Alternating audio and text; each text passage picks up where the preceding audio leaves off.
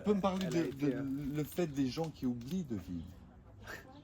Parce que ça, je pense que tu sais comment me guider moi peut-être aussi sur certaines choses où je prends pas le temps de... c'est ce que je t'ai expliqué, enfin que je t'ai partagé avant, c'était... On a tendance à donner beaucoup plus aux autres gens que de se donner à soi-même. Comme je t'ai expliqué avant, si maintenant tu devais trouver du temps pour toi pour apprendre quelque chose que tu maîtrises pas encore et que je te dis, ben là, ça va prendre 3 heures par semaine, là, c'est chaud.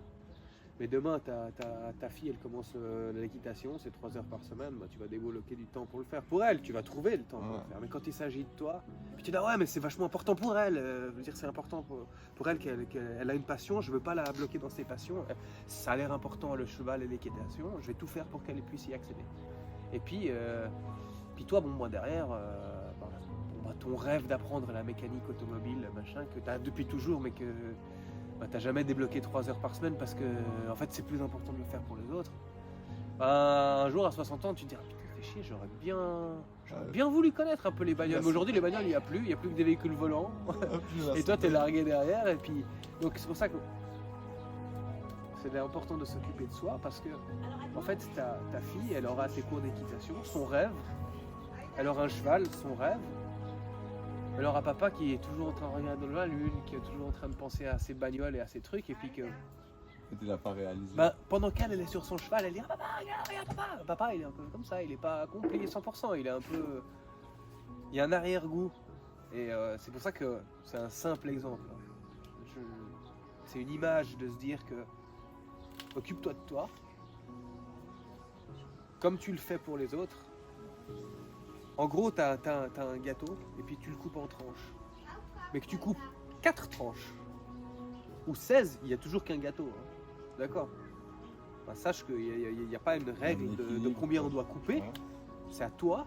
Personne ne peut couper à ta place en plus. Parce que quelqu'un, quand il vient couper ton gâteau, t'es pas content. C'est ton gâteau, c'est qu'à toi de. C'est moi qui décide la taille de mes parts. On reste cloîtré dans nos trucs. Ouais, mais bon, de toute façon, ce qui est vraiment important, c'est elle qui fasse du cheval. Je veux dire, moi j'ai 40 ans, j'ai pas besoin absolument d'apprendre à la mécanique. Quoi. Je veux dire, je suis comptable, ça me paye mes factures, ça me permet de. De toute façon, j'ai un garagiste pour regarder la voiture. Et si tu commences à étudier et que tu commences à remplir tes jauges de passion et de temps pour toi, quel serait le bénéfice?